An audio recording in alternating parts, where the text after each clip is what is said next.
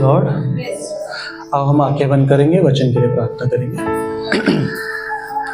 धन्यवाद देते हैं खुदावन परमेश्वर राजा, महान सामर्थ्य परमेश्वर राजा, धन्यवाद देते हैं खुदावन परमेश्वर राजा, आपकी उपस्थिति के लिए धन्यवाद देते हैं राजाधिराज परमेश्वर, धन्यवाद देते हैं कि आप स्तुति और आराधना में विराजमान हैं। खुदावन परमेश्वर राजा, वचन की भेंट आपसे मांगते हैं राजा। यहाँ पर जो कुछ भी बोला जाएगा वो आपके द्वारा हो खुदावन परमेश्वर राजा, वो सारे चीज़ आपके द्वारा हो मेरे खुदावन परमेश्वर राजा। वो वचन हमारे मनों में ग्रहण होने के लिए तू सहायता कर मेरे खुदावन परमेश्वर। यहाँ पर तू मेरी अगुवाई कर मेरे खुदा, कि मैं मेरे मन से ना बोले राजा, लेकिन तेरी इच्छा जो है वो मैं यहाँ पर बोले मेरे राजा। धन्यवाद देते हैं खुदावन परमेश्वर राजा। वचन मनों में ग्रहण होने के लिए सहायता कर, एक कान से सुनकर दूसरे कान से ना निकले, ऐसे हम प्रार्थना करते हैं राजा। धन्यवाद देते हैं राजा। आगे का समय आपके हाथ में समर्पित करते हैं, प्रार्थना प्रभु यीशु के नाम से करते हैं। पिता सुन और ग्रहण करिए, आमीन। Praise the Lord. मैं वचन एक स्टोरी के साथ स्टार्ट करूंगा, ठीक है। ये स्टोरी ऐसा है कि एक पिता क्या करता है, अपने पूरे परिवार को संभालता है, बराबर। एक बाप ही होता है जो अपने परिवार को संभालता है, बच्चों को संभालता है। उसी तरीके से एक पिता को गिरफ्तार कर लिया गया था। वो जेल में था, और जब वो जेल में था तो उसके बच्चों को समझ नहीं आ रहा था कि अब करना क्या है। उनके पास खेती था। अभी ये टाइम पे अपने को पता नहीं है हमारे मम्मी पापा कैसे कमा कर घर पे लेकर आते हैं। ऐसे बहुत से बच्चे हैं जिसको पता ही नहीं होता। हमें भी नहीं पता होता कि उन्होंने कहाँ पे बैंक बैलेंस रखा है, कहीं पे सेविंग्स है क्या, कहाँ पे एफडी है क्या, LIC है, कुछ भी नहीं पता होता हमने को। उसी तरीके से जब उसका पिता जेल में था, तब उसके बच्चे को टेंशन हो गया था, क्योंकि घर पे खाने के लिए भी नहीं था, और उनके पास 4 से 5 एकड़ जमीन था। लेकिन वो कभी खेत में गया ही नहीं था, तो उसको पता नहीं था कि खेती करना कैसा है। लेकिन उसको एक चीज का टेंशन था कि मैं अगर खेत जोत दूं ना तो उसके आगे का मैं कर सकता हूं। तो उसने क्या किया, उसके पापा को उसने चिट्ठी लिखा कि पापा, खेत को जोतने का समय हो गया है, लेकिन मुझे जोतना नहीं आता, ना मम्मी को आता है, घर पे खाने के लिए पैसे नहीं है। उसने लेटर लिखा अपने पिता को।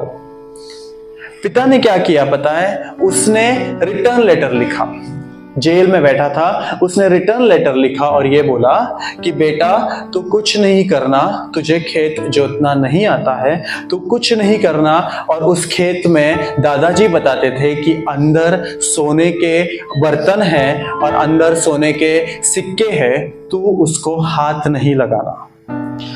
कुछ दिनों बाद वो बच्चे का ना फिर से लेटर गया अपने पिता को, और लेटर में ऐसे लिखा था कि पिता, पता नहीं क्यों थोड़े दिन पहले जब आपको मैं लेटर भेजा, उसके थोड़े दिन बाद कुछ पुलिस वाले ट्रैक्टर और ये सब लेकर आए और खेत को पूरा खोदने लगे। पूरा खेत खोद रहे थे, हमें पता नहीं क्यों किया उन लोगों ने। लेकिन जब वो गए तो देखा कि खेत जोत लिया है, तो मैंने उसमें बीज बो दिया और उसमें फसल आए हैं, और वो फसल हमने भी रखा और गांव में सबको देकर वो पैसे हम लोगों ने घर चला लिया है। आमीन। यहाँ पर हुआ क्या, जब अगर आप देखोगे, जब जेल में होते हैं ना, तो लेटर जब हम जो जेल में है उनको देते हैं ना, तो वो जो जेलर होता है वो पढ़ता है और फिर वो लेटर उनके पास जाता है। वो लेटर ऐसे ही नहीं जाता, क्योंकि वो बीच में जेल में है, बाहर का इंफॉर्मेशन अंदर नहीं दे सकते हैं, और अंदर का इंफॉर्मेशन बाहर ऐसा नहीं दे सकते जो कॉन्फिडेंशियल है। जो ऐसा इंफॉर्मेशन जो नहीं देना चाहिए, वो इंफॉर्मेशन बाहर से अंदर नहीं जाना चाहिए, इसीलिए उन लोग लेटर पढ़ते हैं। जब उनको पता चला कि खेत में सोना है, खेत में सोने का बर्तन है, तो वो लोग क्या किए, खेत चेक करने को आए थे।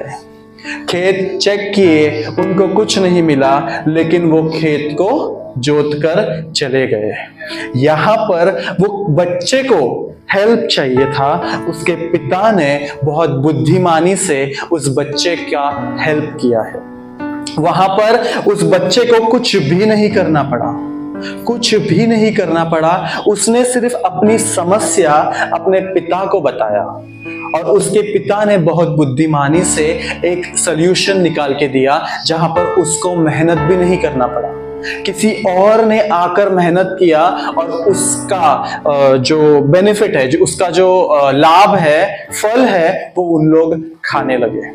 उसी तरीके से वो जो पिता है, उसी तरीके से हमारा भी स्वर्गीय बाप है, हमारा भी पिता है जो स्वर्ग में है, और हमारा भी कनेक्शन हमारे पिता के साथ उसी तरीके से होना चाहिए। ये आज का टॉपिक मेरा वही है, प्रार्थना, या आप बोलोगे कि परमेश्वर से बातें करना, कि किस तरीके से उसने अपना समस्या अपने पिता को बताया। हमें भी उसी तरीके से हमारी समस्या हमारे पिता को बताना है, और वो कुछ ना कुछ करके वो हमें सल्यूशन देता है। आपको कभी कभी ऐसा लगेगा कि वो हमें आंसर नहीं देगा। अगर आपने देखा तो पिता ने क्या बोला कि तू हल को मत जोतना, तुझे नहीं पता है। वहां पे उसको क्या लगा रहेगा कि मेरे को खाने के लिए पैसा नहीं है, मेरा पिता मुझे सल्यूशन नहीं दे रहा है, लेकिन ये बोल रहा है कि तू हल मत जोतना। ऐसे बोला ना वहां पर।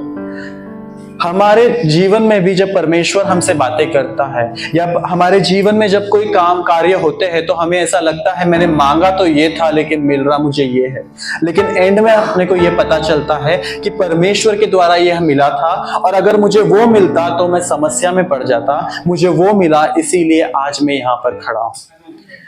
ऐसा होता है। तो हमें यह समझने की जरूरत है कि परमेश्वर हमें किस तरीके से उत्तर दे रहा है और हमें किस तरीके से परमेश्वर से बातें करना है। अगर आप देखोगे ना, तो शैतान ना आपको यहां पर खड़े रहकर स्तुति करने दे देगा, वचन पढ़ने दे देगा।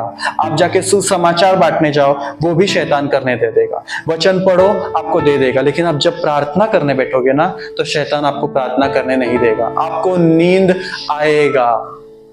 हम रात को 2 बजे तक रील्स देख सकते हैं, मतलब स्क्रॉल करते जाएंगे, नींद नहीं आएगा, और एक पॉइंट के बाद पता चलता है कि 2 बज गया है, अभी मुझे सोना चाहिए। और कभी कभी ऐसा होता है कि मोबाइल छोड़ने का मन नहीं करता अपने को, उस टाइम पे नींद नहीं आता, लेकिन आप 5 मिनट उठ के प्रार्थना करो, 5 मिनट कंटिन्यूस प्रार्थना करो, बाद में आंख खोलो, आप देखोगे सिर्फ 5 मिनट हुआ है, लेकिन आपके दिल से ऐसा लगेगा मैं आधा घंटा प्रार्थना कर रहा था। लेकिन जब टाइम देखोगे ना, तो सिर्फ 5 मिनट हमने प्रार्थना किया है। लेकिन परमेश्वर चाहते हैं कि हम उनसे बातें करें, हम उनसे प्रार्थना करें, क्योंकि परमेश्वर ने सबसे पहले लूसीफर को इसीलिए बनाया था कि वो उसकी स्तुति करे, और आदम को भी इसीलिए बनाया था कि आदम उससे बातें करे, इसीलिए बनाया था। और परमेश्वर हमेशा चाहते हैं कि हम उनसे बातें करें। ये मेरे साथ एक बार हुआ था, रात को 2:30-3 के करीब टाइम था। आप विश्वास नहीं करोगे, किसी ने मेरा दोनों हाथ पकड़ के उठा के बिठाया है।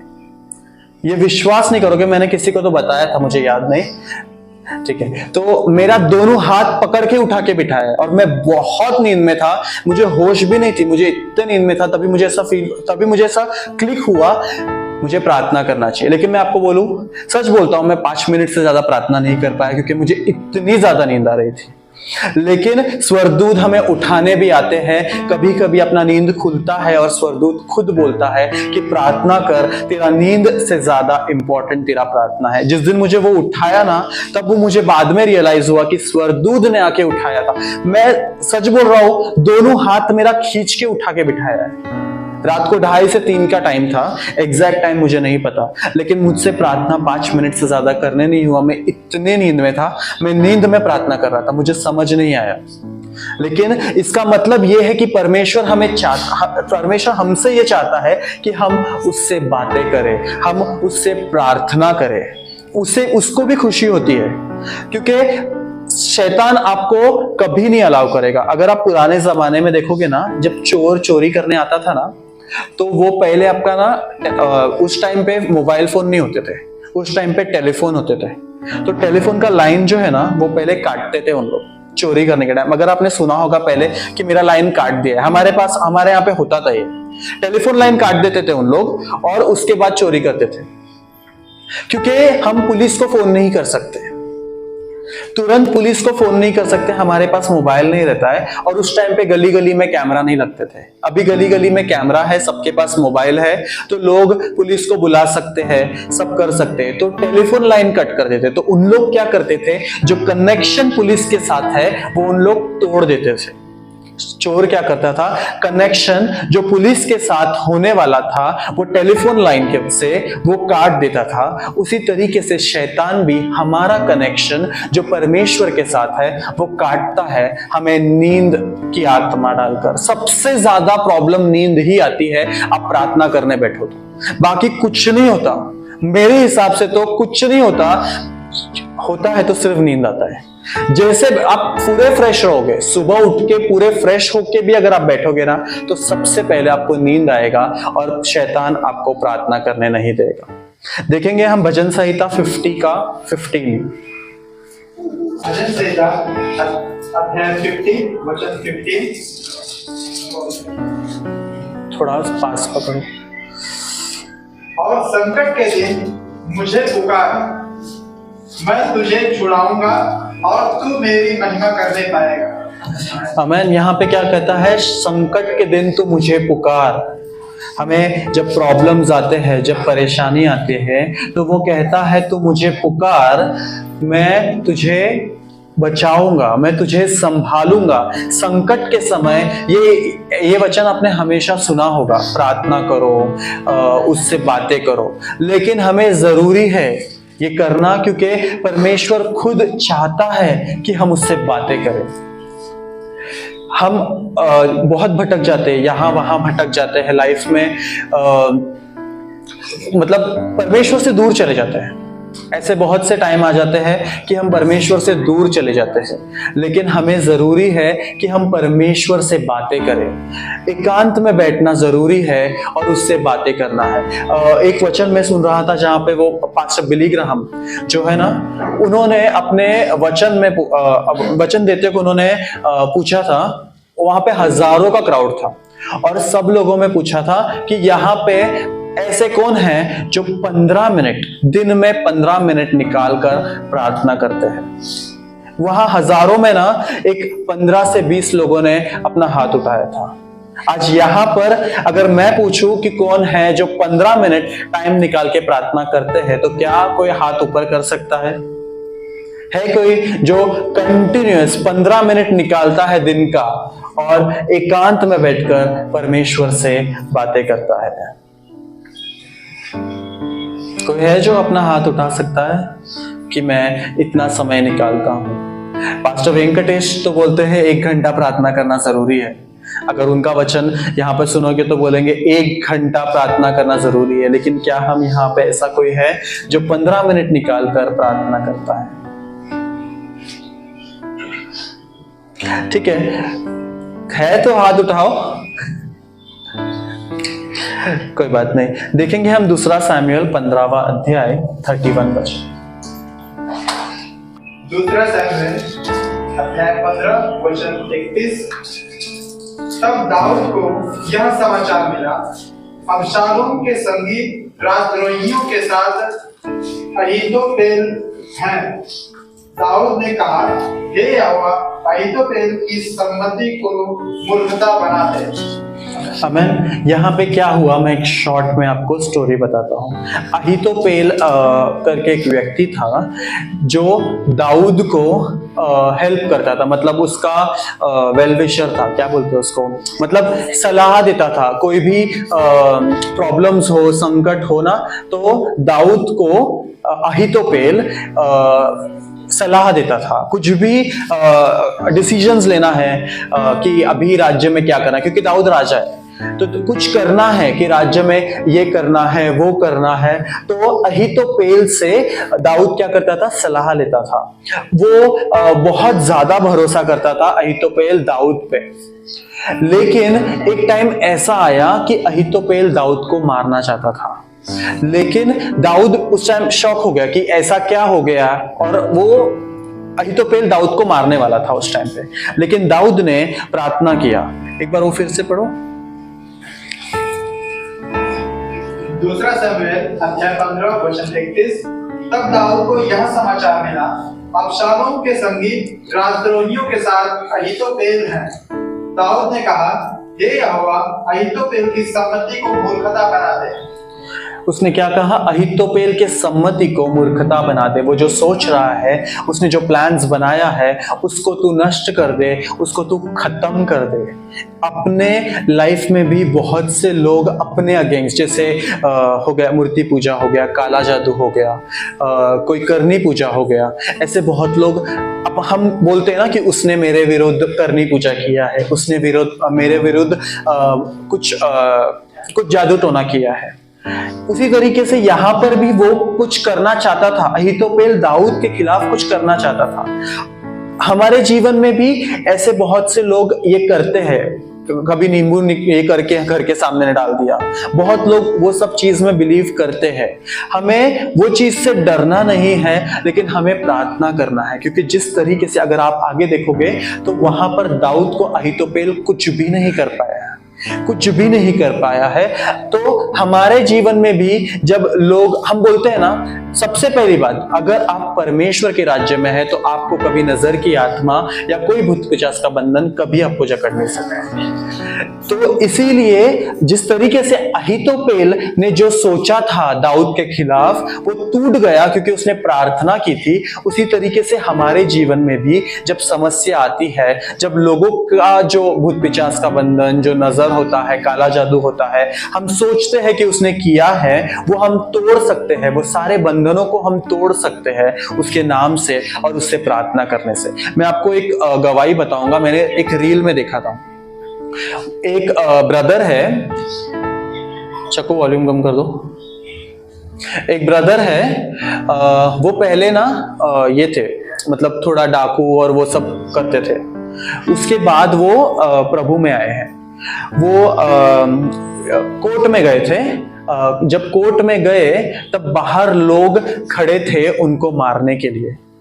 लोग मारने के लिए रेडी थे वहां पर, लेकिन यहाँ पर ये जो ब्रदर कोर्ट से जब बाहर निकल रहे थे ना, ये तो गुंडा थे, ये गुंडा डाकू में से आते थे, चाहे तो मार सकते थे, लेकिन वो जब विश्वासु हो गए, वो बोले कि मुझे उनको मेरे बल से नहीं मारना है, मुझे लड़ाई नहीं करना है। उन्होंने सिर्फ एक ही प्रार्थना की। वहां पे कितने लोग थे पता नहीं, एक 10-15 लोग खड़े थे इस ब्रदर को, ये सच्ची घटना है, वो ब्रदर को मारने के लिए 10-15 लोग खड़े थे, लेकिन उन्होंने सिर्फ यही प्रार्थना की कि हे परमेश्वर, जब मैं बाहर निकलूं तो इन सभी के आंख तो बंद कर दे।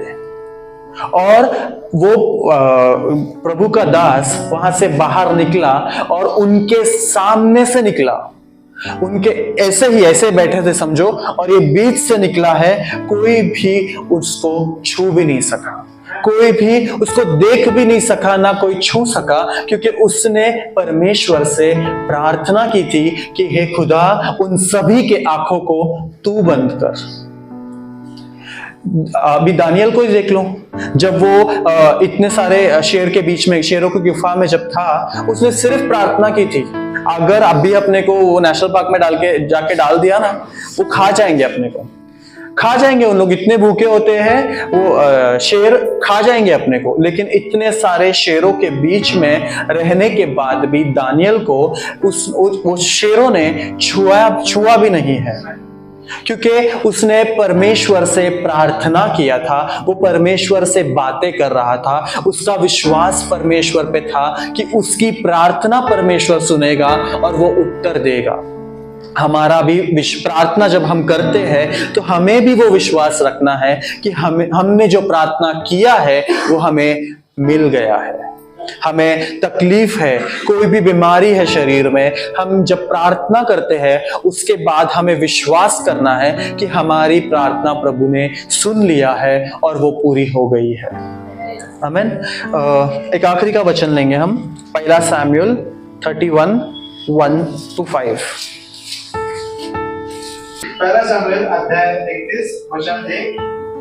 फलिस्ती तो इजराइलियों से लड़े और इजरायली पुरुष फलिस्तियों के सामने से भागे और गिलबो नामक पहाड़ पर मारे गए। फलिस्ती साउल और उसके पुत्रों के पीछे लगे रहे और फलिस्तियों ने शाऊल के पुत्र योनातान, अबीनादाब और मल्कीश को मार डाला।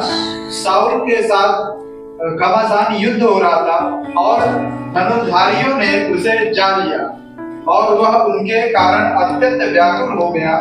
तब शाऊल ने अपने हथियार ढोने वाले से कहा, अपनी तलवार खींचकर मुझे भोंक दे, ऐसा ना हो कि वे खतना रहित लोग आकर मुझे भोंक दें और मेरा ठट्ठा करें। परंतु उसके हथियार ढोने वाले ने अत्यंत भय खाकर ऐसा करने से इनकार किया। तब शाऊल अपनी तलवार खड़ी करके उस पर गिर पड़ा। यह देखकर कि शाऊल मर गया, उसका हथियार ढोने वाला भी अपनी तलवार पर आप गिरकर उसके साथ मर गया। बस यहाँ पर क्या हुआ है मैं एक बार आपको समझा देता हूँ। क्या हुआ था कि फलिस्ती लोग ना शाऊल और उसके परिवार के पीछे लगे थे और उसके 3 बच्चे, शाऊल के 3 बच्चे उनके पीछे लगे थे मारने के लिए। उस टाइम क्या हो गया, शाऊल के 3 बच्चों को, तीनों बच्चे योनातान और बाकी के 2 बच्चे जो है उनको मार दिया फलिस्तियों ने। बचा कौन, शाऊल बचा। अभी शाऊल को डर इस चीज का था, क्या होता है ना जब फलिस्ती पकड़ते थे ना तो उन लोग ऐसे ही नॉर्मली नहीं मारते थे, मतलब चाकू घुसा दिया या गोली मार दिया या फांसी लगा दिया, ऐसा नहीं मारते थे। उन लोग बहुत गंदी सजा देते थे, मतलब तड़पा के मारते थे और पूरे गांव में घुमाते थे उन लोग और सबके सामने मतलब पत्थर मारना अलग अलग। जैसे शिमशोन को आप देखोगे दोनों आंख उसके फोड़ दिए गए थे, उसी तरीके से शाऊल को भी डर था वो चीज का कि मुझे भी इसी तरीके से मारेंगे, गांव में लोग मुझ पे थूकेंगे, लोग पत्थर फेंकेंगे और मुझे तड़पा के मारेंगे। उस चीज का डर था शाऊल को, इसीलिए शाऊल ने उसके साथ दो लोग थे उनको बोला कि मेरे में ये चाकू घुसा दे, लेकिन उन दोनों ने क्या बोला कि मैं नहीं करूंगा। वो लोग ये करने के लिए रेडी नहीं थे, इसीलिए शाऊल ने क्या किया, उस तलवार या चाकू को रखा और उसके ऊपर ही गिर गया और खुद को मार लिया, मतलब आत्महत्या कर ली। जब शाऊल ने ये चीज किया वो देखकर उसके साथ जो 2 लोग थे वो भी सेम चीज किए। शाऊल के वजह से और 2 लोग मारे गए, शाऊल के वजह से उसके 3 बच्चे मारे गए। लेकिन अगर उसी जगह पर शाऊल ने भी प्रार्थना किया होता, शाऊल ने भी अपने हार नहीं माना होता, हार मानकर क्या पता अगर उसने उस समय आत्महत्या नहीं किया होगा, वो घुटने पर आकर परमेश्वर से प्रार्थना किया होता तो वो भी बचता, उसके बच्चे भी बचते, वो 2 उसके साथ जो थे वो भी बचते। लेकिन उसने क्या किया, उसने आत्महत्या कर लिया और उसके आत्महत्या करने की वजह से बहुत से लोग मारे गए। उस समय अगर शाऊल ने भी घुटने पर आकर प्रार्थना की होती तो आज शाऊल, मतलब उस समय शाऊल भी जिंदा होता। मैं आप लोगों को एक गवाही बताऊंगा। हम 2 दिन पहले एक सिस्टर के पास गए थे, सिस्टर आरती की गवाही है, ये प्रतीक के घर पे गवाही दे दिया है, लेकिन वो चाहते थे कि हम लोग ये गवाही कलीसिया में दे, तो मैं उनकी गवाही देना चाहता हूँ, मतलब उनकी गवाही आप लोगों को सुनाना चाहता हूँ और बहुत बहुत खूबसूरत सा गवाही है। एक सिस्टर है, हम 2 दिन पहले मैं और शरद ब्रदर हम लोग गए थे मिलने के लिए, आरती सिस्टर है उनका नाम। वो जब 12th में थे ना, 12th के पहले उनको कुछ शरीर में तकलीफ था, शारीरिक तकलीफ था उनको पूरा शरीर दुखता था, उनको हर्निया हो गया था, सर दर्द था, सब बीमारी उनको शरीर में आ गई थी। और उसके बाद उनको एक आदत लगा था, 12वीं के एग्जाम में फेल होने के बाद उनको आदत था बाल तोड़ के नीचे फेंकने का, खुद का बाल तोड़ते थे और फेंकते थे। ये तो हो गया, फिर थोड़े दिन के बाद उनको वो आदत लग गई बाल तोड़ के खाने का, और ये कोई इंसान नहीं कर सकता, जब तक वो एक इंसान नहीं कर सकता। खुद का बाल तोड़ के खाते थे, फिर बाल काट के खाते थे। हम जब मिलने गए तो वो हमको ये बता रहे थे, बोलते वो थक जाते थे, मतलब खाना नहीं चाहते थे लेकिन इतना जकड़ गए थे कि वो थक जाते थे, बैठ के खाते रहते थे, मतलब खाना बनाएंगे और आके जब तक गैस में चालू है ना तब तक आके बैठेंगे और बाल तोड़ के खाते रहेंगे।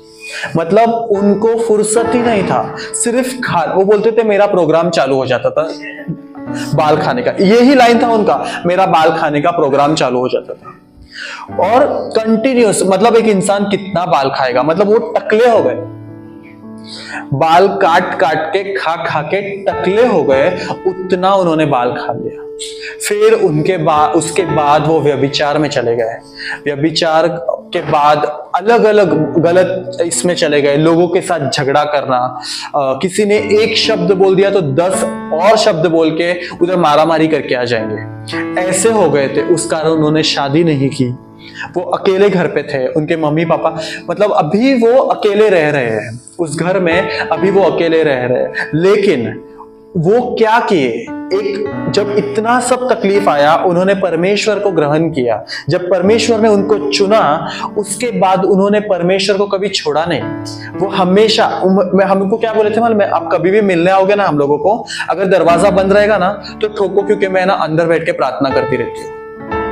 मतलब वो अकेले रहते हैं, पीछे वाले घर में अकेले रहते हैं, और पूरा घर, उनको कुछ काम करने भी नहीं होता, आगे की गवाही भी उनकी मैं दूंगा। वो अकेले बैठ के प्रार्थना करते रहते हैं, बोले कि दरवाजा ठोको, मैं अंदर ही रहूंगी, मैं मेरे पिता से बात करती हूँ। वो उन्होंने यही लाइन बोला था, मैं मेरे पिता से बात करती हूँ, तुम लोग कभी भी आओगे ना, उन्होंने ये चीज बोला था, हफ्ते में एक बार प्लीज मुझे विजिट करो, लेकिन जब भी आओ दरवाजा ठोको, क्योंकि मैं मेरे पिता से बात करते रहती हूँ। ये लाइन उन्होंने बोला था। उसके बाद वो सब जगह सुसमाचार बांटते हैं, सुसमाचार इतना बांटते हैं ना कि उनको फर्क नहीं पड़ता कि वो कौन है, अन्य जाति है, कौन किस तरीके से विरोध करेगा, वो किसी को भी जाके गवाही दे देते थे। और एक बार वो खड़े रहकर चाय ले रहे थे, अभी रिसेंटली 6 महीने पहले चाय खरीद रहे थे। वो खरीदते वक्त उनके ही एक पहचान वाले जो उनके घर पे आते जाते हैं, वो बोलते थे कि प्रभु यीशु मसीह ENT डॉक्टर है। ENT डॉक्टर मतलब आंख नाक और कान का डॉक्टर है, तेरा प्रभु यीशु मसीह ENT डॉक्टर है, ऐसा उनको चिढ़ाते थे। बट उन्होंने छोड़ दिया, मतलब ज्यादा ये नहीं देते, भाव नहीं देते, बोलते ना वैसा, बातों को छोड़ दिया। वो चाय खरीद रहे थे, पीछे से आए, हाथ पकड़ के पूरा घुमा दिया, उस औरत का हाथ पूरा घुमा दिया, और वो पूरा हाथ, ये जो है ना, पूरा फ्रैक्चर हो गया, वो हाथ उठा नहीं सकते थे। 6 महीने तक वो बेड पे पड़े थे, और उन्होंने परमेश्वर से मौत मांगा। वो अभी भी बोलते हैं कि मेरे से गलती हो गई कि मैंने मेरे परमेश्वर से मौत मांगा, क्योंकि उसने मुझे उस समय जीवन दिया था, उसके सामने ये तो कुछ भी नहीं है, मैं तो पागल जैसे बाल खाती थी, उसके सामने तो ये कुछ नहीं है। मैं मेरे परमेश्वर से फिर से बातें करने लगी, उसने मुझे चंगा किया है। आज उन्होंने उनको बाल आ गया था, आज उन्होंने फिर से पूरा बाल निकाल दिया।